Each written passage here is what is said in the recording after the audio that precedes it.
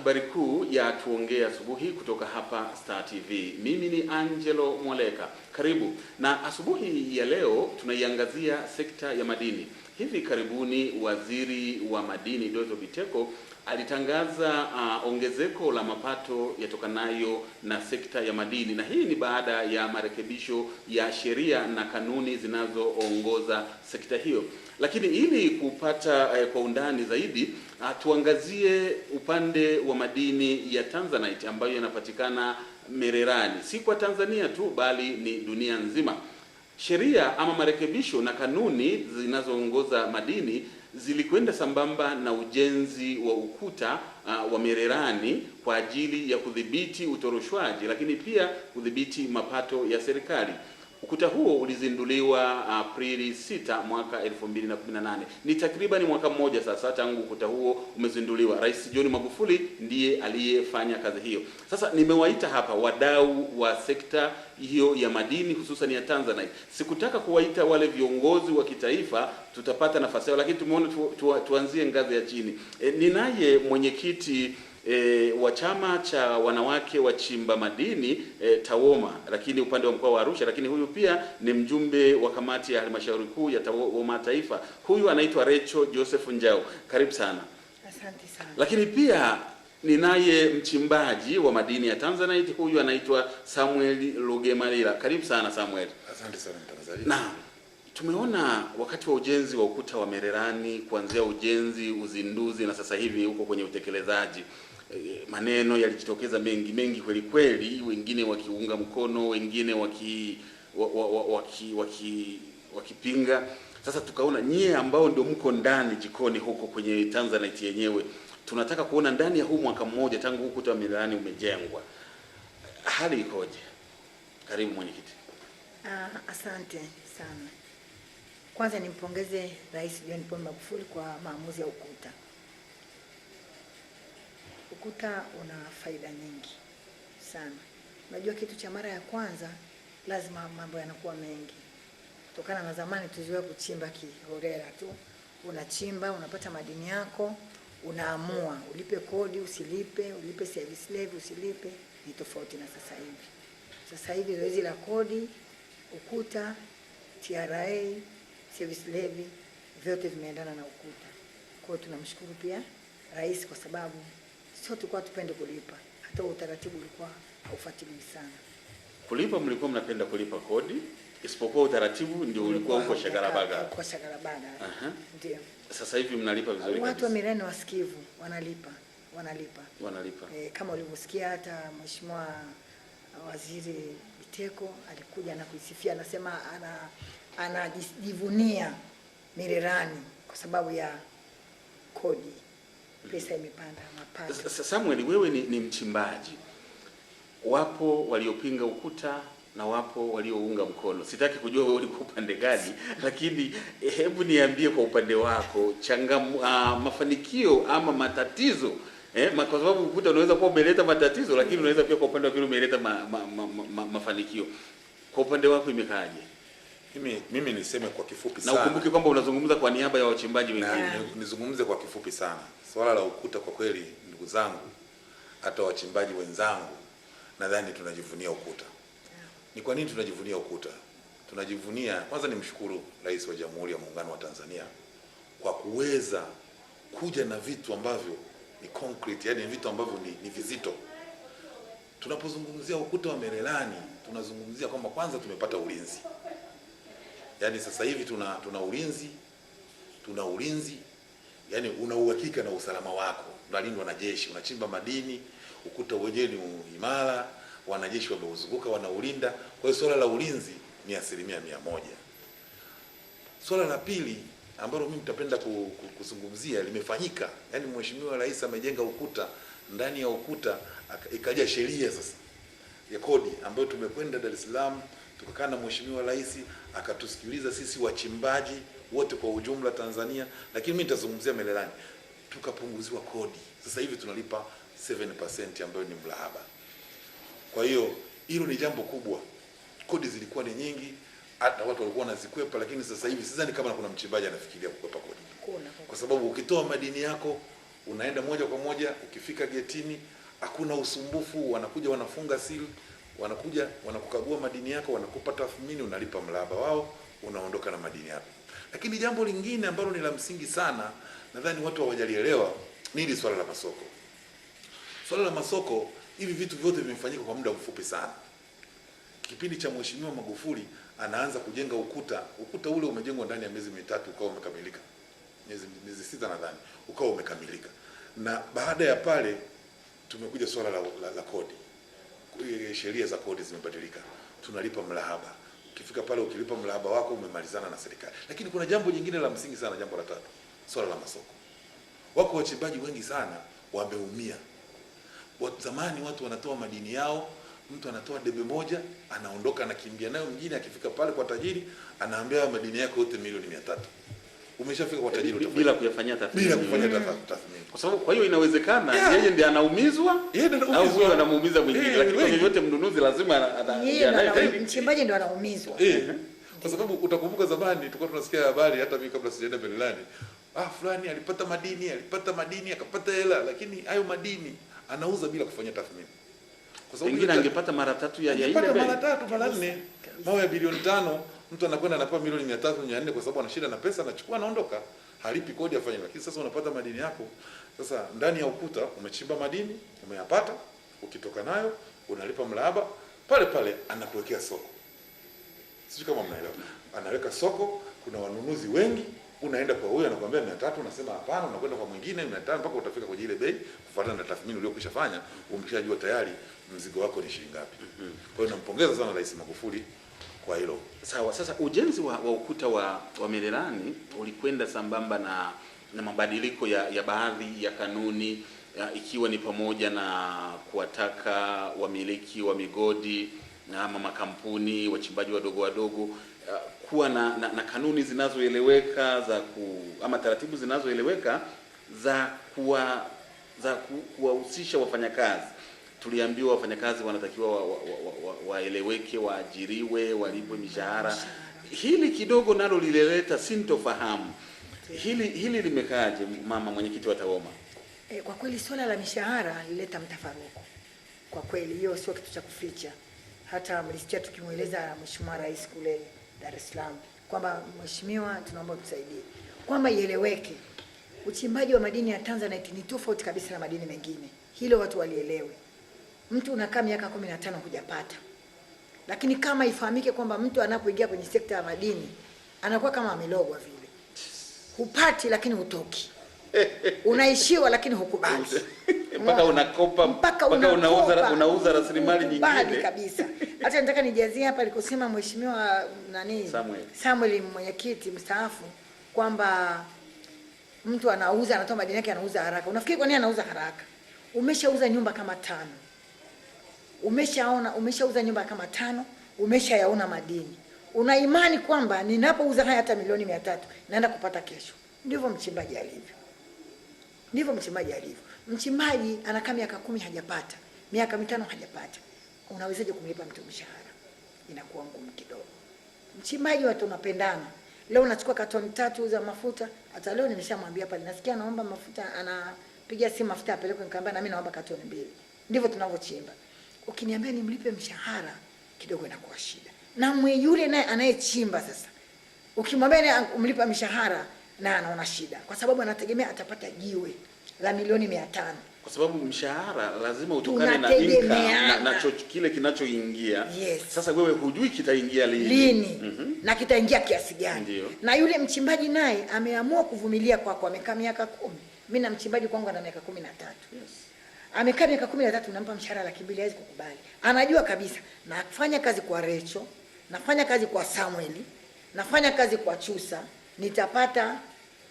Chusa atapata madini, nategemea kupata milioni 800.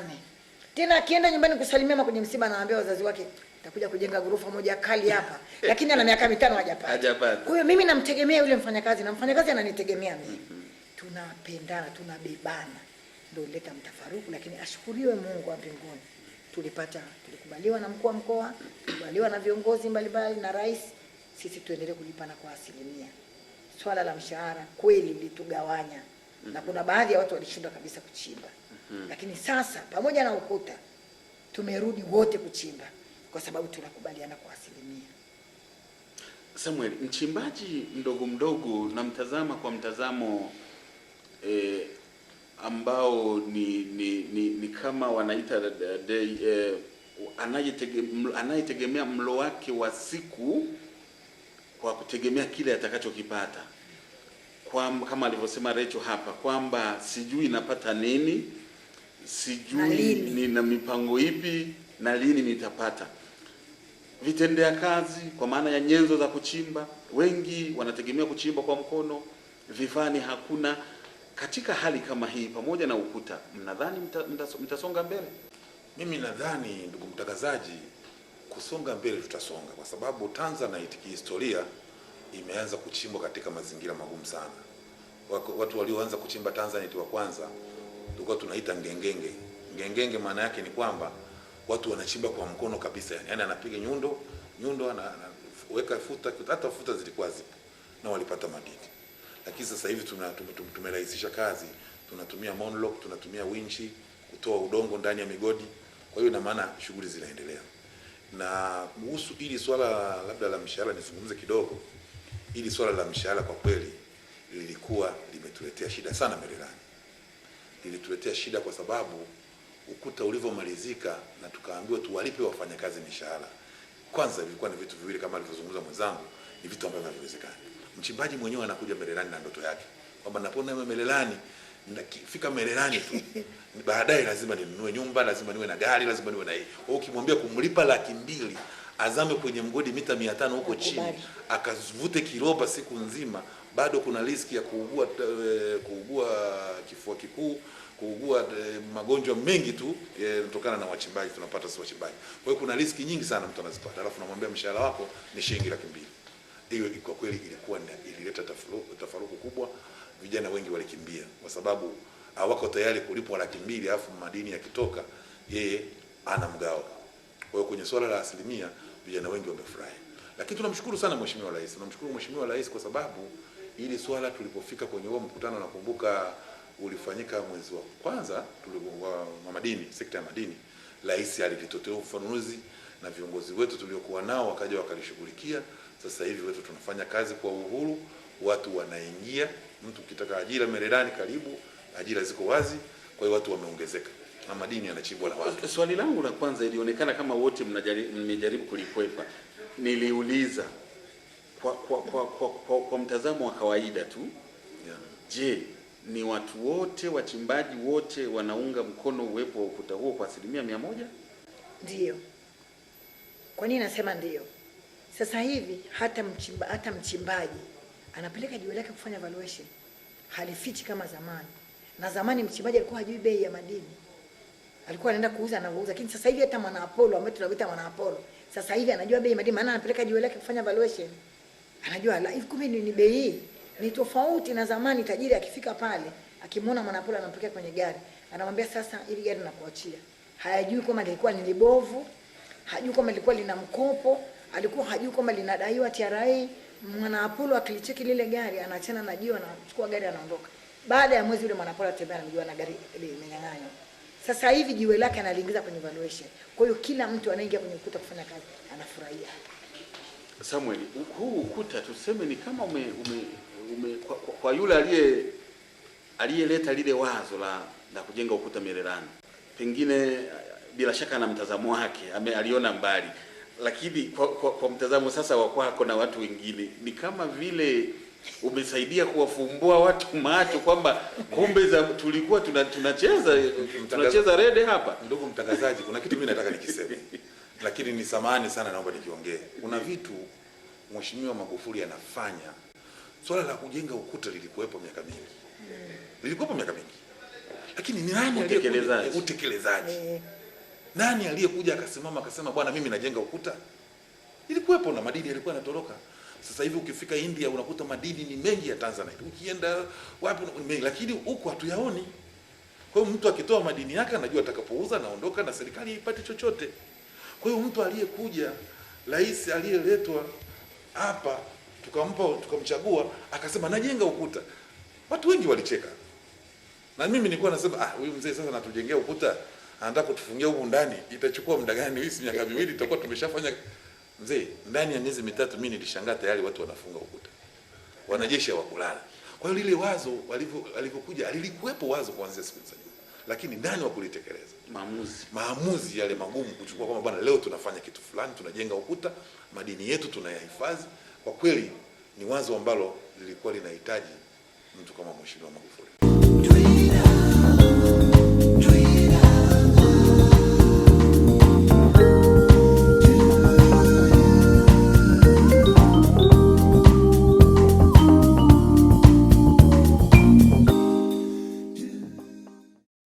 Na iwapo ndio kwanza unajiunga nasi, hii ni habari kuu ya Tuongee Asubuhi kutoka hapa Star TV. Na hii leo tukiangaza sekta nzima ya madini, hususani madini ya Tanzanite, ikiwa ni mwaka mmoja tangu kujengwa ama kuanza kutumika kwa ule ukuta wa Mererani unaozunguka machimbo ya madini ya Tanzanite. Nikiwa naye Rachel Joseph, yeye mwenyekiti wa chama cha wanawake wachimbaji madini TAWOMA mkoa wa Arusha na uongozi kwenye taifa, lakini mkoa wa Manyara kumradhi, lakini pia ninaye Samuel Rugemalila, yeye ni mchimbaji wa kawaida huko Mererani.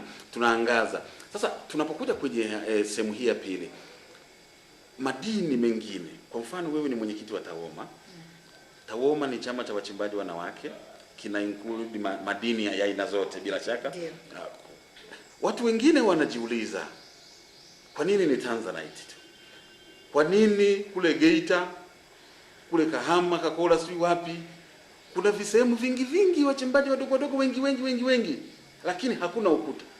Kwa nini ni Mererani? Kwa nini kwenye Almasi kule Maganzo? Kwa nini ni Tanzanite pekee? Mama, kwanza nataka dunia ijue kwamba Tanzanite ni madini pekee duniani ambayo hakuna. Ni madini maalum. Na hata ukiangalia uchimbaji wake, Tanzanite inachimbwa tofauti na madini mengine. Tanzanite ndio inatoka Tanzania, eneo la Mererani. Kwa hiyo kuiwekea ukuta kwa kweli wametendea haki. Historia inaonyesha kwamba kabla ya hapo Tanzanite ilikuwa inanadiwa kwa namna tofauti, kwamba ulikuwa ukivuka nchi jirani ulikuwa unaweza kuambiwa Tanzanite inapatikana huko kwa sababu mnunuzi ameikuta kule. Haya tunayaona hata kwenye sekta ya utalii, kwamba hata mlima Kilimanjaro unaweza ukauzwa kama ni wa nchi nyingine, yapo. Sasa lakini kwamba ukifika India kwamba madini ya Tanzanite yalikuwa ni kama vile utadhani mgodi huko pale. Nilikuwa ninajiuliza, hawa wawekezaji wa Kitanzania walikuwa hawaoni umuhimu wa kuwekeza hapa, kwa mfano kuchonga hayo madini yenyewe, ili tukawa badala ya kupeleka madini ghafi tunapeleka madini ambayo tayari yameshachakatwa, yametengenezwa kila kitu. Uwezekano huo kwa wawekezaji wetu haupo? Uwezekano kwa wawekezaji wetu huo upo. Unajua, mwanzo kabla ya ukuta madini yalikuwa yanaondoka sana. Tanzania ilikuwa inaondoka sana kwa wingi, watu wanatoa madini hujui yanaenda wapi. Kwa hiyo ina maana kuna watu ambao walitake chances wakati huo, wananunua madini wanaoenda kuhifadhi, wanasema madini ni yanatoka Kenya. Wa South Africa walipokuja kuchukua ule mgodi mkubwa, wakawa wanasema madini ya kwao, wakaweka na machata, wakaitangaza Tanzania wanasema ni ya kwao, wao ndio wanayo. Lakini mimi naamini ndani ya miaka 5-10 ijayo Tanzanite itarudi kwenye level yake, kwa sababu sasa kila madini yanayotoka yanajulikana na yanalipa kodi. Na kule kwenye soko kubwa kule ambako madini yalitoroshwa muda mrefu, yatapungua. Kwa hiyo yakipungua itakuwa inaingia sasa haya madini ambayo ni ya halali kabisa, yamelipa kodi. Unajua swala hapa kumwambia mtu Tanzanite inatoka Kenya ni ngumu sana, kwa sababu watu wengi wanajua inatoka Tanzania. Lakini watu walikuwa wakitorosha madini, wakiondoka nayo, soko kubwa linakuwa Kenya, linakuwa labda India, linakuwa South Africa. Kwa hiyo unakuta masoko, mtu badala ya kuja kununua Tanzania anakimbia na kwenda South Africa, anajua kwamba, na walikuwa wanacheza michezo kwa sababu wanatoa madini mengi. Ukija hapo utakuta madini yako juu, labda South Africa Tanzanite iko chini. Kwa hiyo wanaipunguza bei makusudi. Lakini nadhani kwa sasa hivi madini ambayo yanazunguka huko yaliyotoroshwa mwanzo, mimi nayaita yaliyotoroshwa kwa sababu ya kulipiwa kodi. Madini haramu yaliyotoka bei, haya yanayolipiwa kodi sasa hivi yatayapunguza tu nguvu ile, si yatapungua kule. Sasa yanaanza kutoka madini ambayo na tayari tunajengewa soko Mererani. Kwa hiyo wanunuzi watakuja moja kwa moja Mererani, watakuwa wananunua madini yao pale Mererani. Kwa hiyo Mererani itajulikana kabisa kama yanatoka Tanzania Mererani. Tunazungumzia swala la soko, kwamba tumekuwa tunaangalia tu soko la hapa kwamba nimechimba, nimemaliza, nimepata mnunuzi yuko pale pale Mererani, au nitampata Arusha tu mtaani wako atanunua ile mradi tu yameshafanywa tathmini. Nyie kama wachimbaji mnapata fursa ya kutoka nje kwenda kuangalia soko la kimataifa likoje, ili kuangalia ile value ile thamani ya madini yenyewe, kwamba kumbe naweza hata mimi nikatoka nikaenda nikauza mwenyewe. Mnapata hiyo nafasi? Ndio, sisi kama chama cha wanawake tuna bahati hiyo. Unajua TAWOMA iko kitaifa. Kwa hiyo wanawake walioko Thailand, wanawake walioko China, wanawake walioko Ujerumani wanaochimba madini huwa wana mwaliko kualika wanawake wa Tanzania. Miaka 3-4 iliyopita viongozi wa kitaifa wengi walishasafiri. Hivi tarehe 11 mwezi wa 7 tumeitwa Kenya. Tumealikwa na wanawake wa Kenya na mimi ni mmoja hapo. Tunakwenda Kenya. Hizo fursa zipo. Chama cha wachimbaji Federation FEMATA mwaka jana walipata mwaliko kwa ajili ya kwenda China. China. Na mwaka huu nafikiri kuna mwaliko huwa tunapata. Ila mimi nataka kusema kitu kimoja. Shida kubwa iliyokuwepo sisi. Kwanza nataka nikwambie sekta ya madini zamani haikuwa wazi. Sekta ya madini kama vile iliachwa vile. Ilikuwa na pesa lakini haina utaratibu maalum. Kwa hiyo sekta ya madini kama vile iliachwa na ndio maana watu walipata mwanya. Mtu anakuja anakwenda kuchimba madini ambayo duniani hakuna, na serikali ipo na inajua, lakini inaondoka na ndege zinakuja zinabeba Tanzanite inapeleka South Africa. Mtu anaamua kuchukua jiwe la Tanzanite anaweka lebo, inakuwa na inajulikana kutoka Tanzania. Kama vile sekta vile ililegea. Lakini niseme mlaji pia wa mwisho wa madini ya Tanzanite hatumjui. Mlaji wa mwisho yuko nje. Mlaji wa mwisho. Kwa hiyo kwa vyovyote madini haya yatapatikana Tanzania, yatafanywa valuation, kodi italipwa, lakini bado yatakwenda nje. Lakini sasa ni kwa utaratibu. Unaona? Na sasa hivi sio kuuza tu, fanya hivi. Mpaka itafikia kuna form Mererani ya kujaza.